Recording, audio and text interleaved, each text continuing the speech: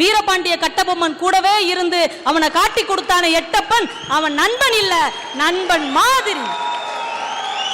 Julius சீசரோட கூடவே இருந்து அவனை குத்தி கொன்னானே புரூட்டஸ், அவன் நண்பன் இல்ல, நண்பன் மாதிரி. அந்த உருவத்தில் இருந்த துரோகி சார்.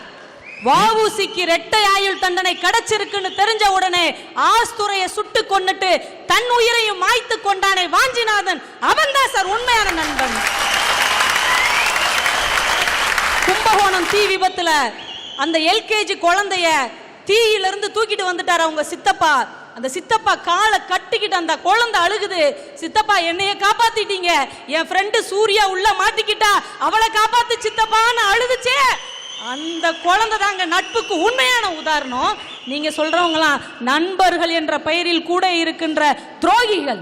ஐயா, ஒரு மனுஷன் சாப்பாடு இல்லாம 40 நாள் வாழலாம், தண்ணி இல்லாம 4 நாள் வாழலாம், காற்று இல்லாம சில நிமிடங்கள் வாழலாம். ஆனால் நண்பர்கள் இல்லாமல் ஒரு நொடி கூட வாழ முடியாதுங்க. அதுதான் உண்மையான நட்பு. உறவுங்கிறது ஒரு மலர் மாதிரிங்க. நீங்க தண்ணி விட்டுக்கிட்டே இருக்கணும், இல்லனா வாடி போயிரும். ஆனா நட்புங்கிறது மலை மாதிரி, ஏறி மிதிச்சாலும் தாங்கி நிப்பாங்க. அவன் தான் உண்மையான நண்பன். இன்னைக்கு காலையில என்னோட 5ஆம் கிளாஸ் ஃப்ரெண்டு எனக்கு SMS அனுப்பியிருந்தா, உன்னை போல் ஒரு தோழி கிடைப்பாள் என்று தெரிந்திருந்தால் நான் பிறக்கும் போது கூட அழுதிருக்க மாட்டேன்னு சொன்னா அதுதாங்க உண்மையான நட்பு. இவ்வளவு பாசமா, இவ்வளவு பிரியமா, இவ்வளவு அன்பா இருக்கிற பெத்த தாய ஏங்க முதியோர் இல்லத்துல கொண்டு போய் விடுறீங்க? உங்களை வளர்த்த அம்மா தானே, உங்களை பெத்த அம்மா தானே, உங்களை 10 மாசம் வயிற்றுல வச்சிருக்கிறதுக்கு இடம் கொடுத்தாலே அவளை ஏன் முதியோர் இல்லத்துல கொண்டு போய் சேர்க்கிறீங்க? நண்பர்கள் நம்மை சிரிக்க வைப்பதற்கு 1000 காரணங்களோடு காத்திருப்பார்கள். உறவுகள் நம்மை அழ வைப்பதற்கு 100 காரணங்களோடு காத்திருப்பார்கள். இதுதான் நிதர்சனமான உண்மை. புதுச்சேரியில 4 ஃப்ரெண்ட்ஸ் பெரிய கான்வென்ட்ல படிச்சுக்கிட்டு இருந்தாங்க. ஒரு நண்பனுடைய அப்பா விபத்துல செத்து போயிட்டாரு. அவனுக்கு படிக்கிறதுக்கு வசதி இல்ல, ஸ்கூலை விட்டு நிக்க போனான். 3 நண்பர்களும் அவங்க அம்மா அப்பாட்ட கேட்டாங்க, எங்களை மாதிரி நினைச்சு அந்த பையனையும் படிக்க வச்சிருங்களேன்னு. அந்த தகப்பைங்க சொன்னாங்க, தண்டத்து உன்னைய படிக்க வைக்கிறதே பெரிய தண்டம், உனக்கு ஃப்ரெண்டு வேறையாக்கும் போடான்ட்டாங்க. உடனே இந்த 3 நண்பர்களும் என்ன செய்தார்கள் தெரியுமா? டெய்லி பள்ளிக்கூடத்துக்கு போயிட்டு வந்ததுக்கு அப்புறம் பெட்ரோல் பல்க்ல வேலை பார்த்து போற வரவங்களுக்கு ஷூ பாலிஷ் பண்ணி ஹோட்டல்ல எச்சியலை எடுத்து தங்களுடைய ஃப்ரெண்டை படிக்க வைத்தார்கள் என்றால், நண்பனுக்காக தன்மானத்தையும் இழந்து வருமானத்தை தேடி கொடுப்பது நட்பு மட்டும்தான் சார். ஒரு விஷயம், கணவன் மனைவி என்கின்ற உறவை ஒரு விவாகரத்து பிரித்து விடும். அக்கா தங்கை உறவை 5 பவுன் நகை பிரித்து விடும். அண்ணன் தம்பி உறவை ஒரு சொத்து பத்திரம் பிரித்து விடும். அப்பா பிள்ளை உறவை ஒரு முதியோர் இல்லம் பிரித்து விடும். உலகத்தில் யாராலையும் பிரிக்க முடியாத கற்பு உள்ள உறவு என்றால் அது நட்பு தான், நட்பு தான். பால் குடிச்ச அறிவழிஞ்சு போகும் முன்னு, எருமை பால் குடிச்சா எப்போ வந்து சேருமன்னு, காராம்பசு ஓட்டி வாராண்டி தாய் மாமே. இங்க நிக்குதே எங்க உறவு, தங்கச்சியோட பிள்ளைக்கு தங்கத்துல சங்கு செஞ்சு விளையாடுறே, இதுதானே என் தாய் மாமன் உறவு. ஆட்டுப்பால் கொடுத்து முடிச்சாச்சு, எருமைப்பால் கொடுத்து முடிச்சாச்சு, அடுத்து தாய் மாமே காராம்பசு ஓட்டி வாரானா. கடைசி வரைக்கும் தாய்ப்பால் கொடுக்கவே மாட்டீங்களா? ஒரு பெண்ணோட பிரசவ வலி அப்படிங்கிறது ஒரு துப்பாக்கி தோட்டா ஒரு உடலை துளைத்து வெளியேறதுக்கு சமமான வேதனை ஐயா. அந்த கஷ்டமான நேரத்தில் கர்ப்பிணி பெண்ணை 7வது மாதத்திலேயே வளைகாப்பு போட்டு தன்னுடைய தாய் வீட்டில் கொண்டு வந்து விடுவாங்க. எதுக்கு தெரியுமா? அந்த கஷ்டமான நேரத்தில் கூட அவள் உடன் பிறந்த அக்கா, தங்கை, அண்ணன், தம்பி, மாமா, அத்தை, தாத்தா, பாட்டி, இந்த உறவுக்காரங்கள்லாம் அவளுக்கு உதவியாக இருப்பாங்கங்கிறதுனால தான் தலைப்பிரசவம் தாய் வீட்டில் நடக்கணுங்கிற பண்பாடு இருக்கு நம்ம தமிழ்நாட்டில். இதுல இருந்தே தெரியலையா துன்பத்தில் உதவுற எங்கள் உறவினர்கள் என்று? இந்தியாவுக்கு பாகிஸ்தான் ஒரு கண்டம், ஈரான் ஈராக்குக்கு அமெரிக்கா ஒரு கண்டம், தமிழனுக்கு இலங்கை ஒரு கண்டம்.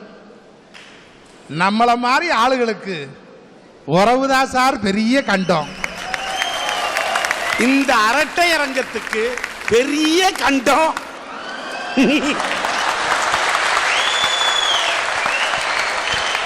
உறவுங்கிறது கரண்ட் மாதிரி சார், வரும் ஆனா வராது. எப்ப வரும் எப்ப போகும்னு எவனுக்கும் தெரியாது.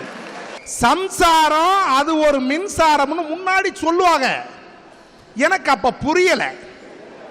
ஆனா இன்னைக்கு கரண்ட் இல்லாம விவசாயி ஒரு பக்கம் கத்துறான், +2 படிக்கிற பொம்பளை பிள்ளை ஒரு பக்கம் கத்துது, தொழில் பண்றவன் பூரா அல்றான். இப்பதான் எனக்கு புரியுது சம்சாரம் அது ஒரு மின்சாரம்னா என்னங்கிறதேவும். உறவும் நமக்கு ஒத்து வராது, கரண்டும் நமக்கு இனி ஒத்து வராது. அதாவது சார், ஒரு பத்திரிக்கையில மாமன் ஒரு 100 பேர் அடிச்சிருப்பாங்க, இந்த பக்கம் சித்தப்பாமர்கள் ஒரு 100 பேர் அடிச்சிருப்பாங்க. ஆனா மொத்தமா சுற்றமும் சூலமும் போட்டு நண்பர்கள் மட்டும்தான் போட்டிருப்பான்.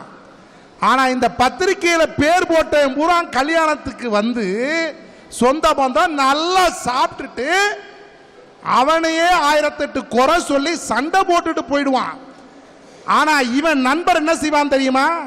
வாழை மரம் வெட்டி கட்டி சோறு எல்லாம் பரிமாறி பண்டபாத்திரம் எடுத்து கொடுத்து, இவன் மாமன்னா அவனும் மாமன்பான், இவன் சித்தப்பன்னா அவனும் சித்தப்பான்.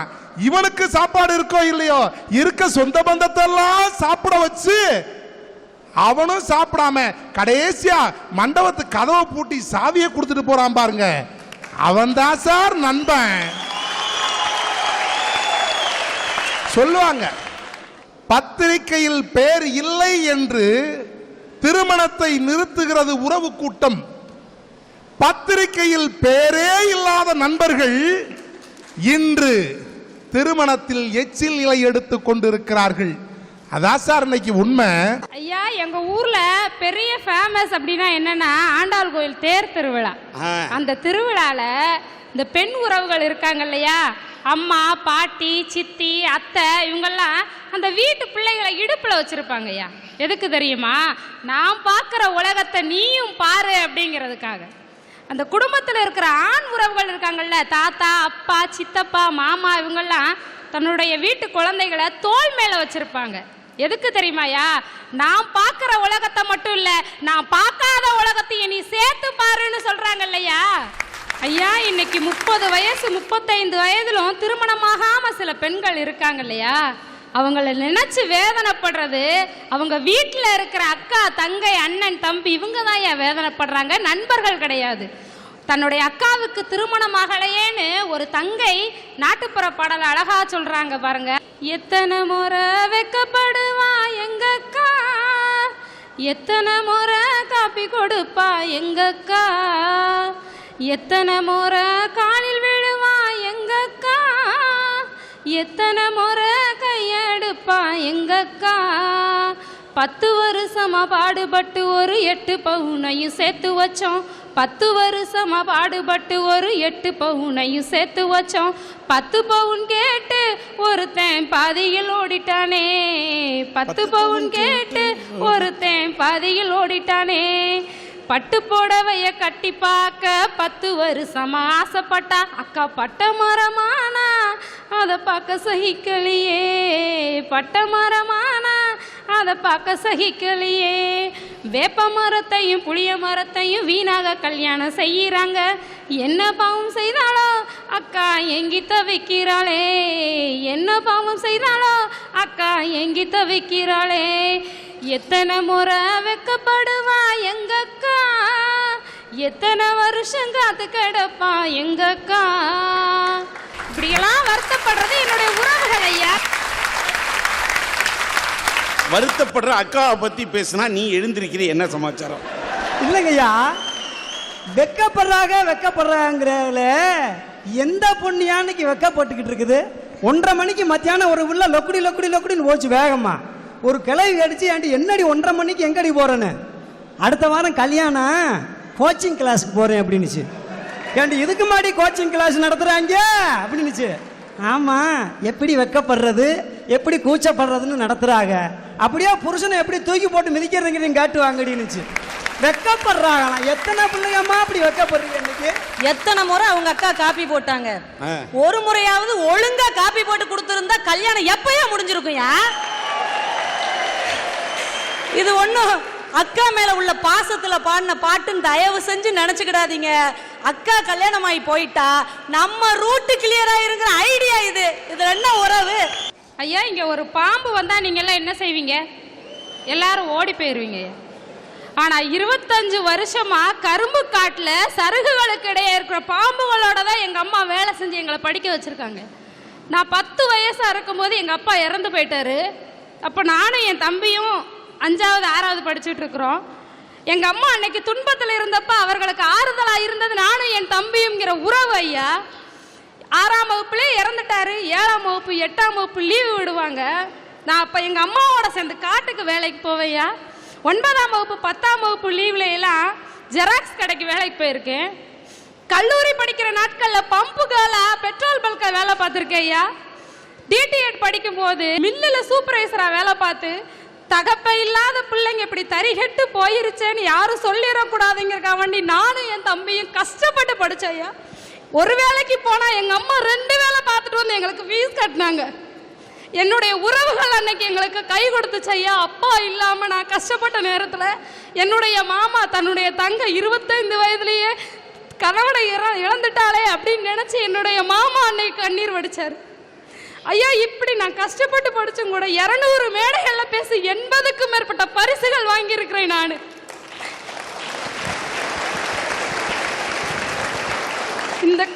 இந்த கஷ்டத்துலையும் கூட எனக்கு கல்யாணம்னு ஒன்று செஞ்சு வச்சாங்க. எல்லாருக்கும் உங்க அண்ணன் அக்கா இவங்க தான் வேலை பார்த்து கல்யாணம் பண்ணி வச்சிருப்பாங்க. எனக்கு என் தம்பி வேலை செஞ்சு எனக்கு கல்யாணம் பண்ணி வச்சாயா. அந்த திருமண வாழ்க்கையில என் தாய் 25 வருடம் பட்ட கஷ்டத்துக்கெல்லாம் என் கணவர் கொடுத்த பட்டம் என்ன தெரியுமா? உங்க அம்மா வந்து நடத்த கட்டவ ஒழுக்கம் இல்லாதவள்னு சொன்னாரையா. புருஷன் இல்லாதவ ஒழுக்கம் இல்லாதவளாதான் இருப்பாளா? புருஷன் இல்லாதவங்க ஒழுக்கமானவே வாழவே முடியாதையா. இதுதான் என்னுடைய கேள்வி. ஐயா, உங்க அம்மா மாதிரி தான் நீயும் இருப்ப, நீயும் ஒழுக்கம் இல்லாதவன் என் கணவர் சொன்னப்ப 3000 மாணவிகள் படிக்கிற கல்லூரியில என்ன சிறந்த மாணவியா தேர்ந்தெடுத்தாங்க. நான் ஒழுக்கம் இல்லாதவளா இருந்தா என்ன சிறந்த மாணவியா தேர்ந்தெடுத்திருப்பாங்களா? ஐயா, 20 வருஷம் பிறந்த வீட்டில் வாழ்றோம், 60 வருஷம் புகுந்த வீட்டில் வாழணும். என்னை பெற்றெடுத்த தாய் கட்பட்ட கஷ்டத்தை என் கண்ணு முன்னாடி நான் பார்த்துருக்கேன். என் தாயை ஒழுக்கம் இல்லாதவன் சொன்ன வாழ்க்கை எனக்கு தேவையே இல்லைன்னு சொல்லி என் வீட்டில் வந்து நான் கண்ணீர் விட்டு நின்னப்போ எனக்கு இன்னைக்கும் ஆறுதலாக இருக்கிறது என்னுடைய உறவுகள். ஐயா, என்னுடைய உறவுகள். எந்த நண்பர்களும் என்னுடைய வாழ்க்கையில துன்பத்தில் பங்கெடுத்துக்கல. இன்னைக்கு நான் உயிரோடு நிற்கிறேன்னா அதற்கு காரணம் என்னுடைய உறவுகள் உறவுகள் உறவுகள் தான். ஐயா,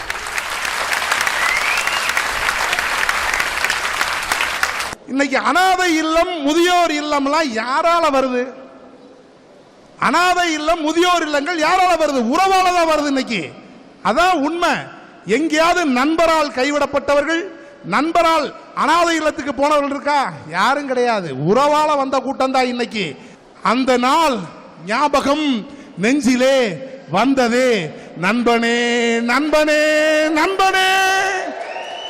அந்த நாள் ஞாபகம் நெஞ்சிலே வந்தது மாமனே சித்தப்பனே பெரியப்பனே.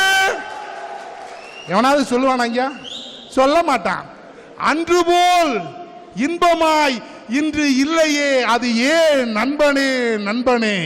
அன்னைக்கு கல்யாணம் முடிக்காம இருந்த சந்தோஷமா இருந்த, இன்னைக்கு கல்யாணத்தை முடிச்சுட்டு அப்புறம் எங்கிட்டயா சந்தோஷம் வரும்? அது வாழ்க்கையில் இனி வரவே வராது. நட்புங்கிறது தூக்கணாங்குருவி கூடு மாதிரி அழகா பின்னி அந்த கூட்டை பார்த்தாலே அழகா இருக்கும். அந்த காத்துல அது ஆடுற அழகு இருக்கு பாருங்க ஐயா, அது ஒரு அற்புதமான அழகு ஐயா. இன்னைக்கு வீட்டில் கொண்டு போய் வச்சோம்னாலும் அதை பார்த்துக்கிட்டே இருக்கலாம். ஆனா உறவுங்கிறது காக்கா கூடு மாதிரியா, பூரா முள்ளாத்தான் இருக்கும். அதனாலதான் நான் சொல்றேன், உறவுங்கிறது காக்கா கூடு மாதிரி, காக்கா கூடு மாதிரி, காக்கா கூடு.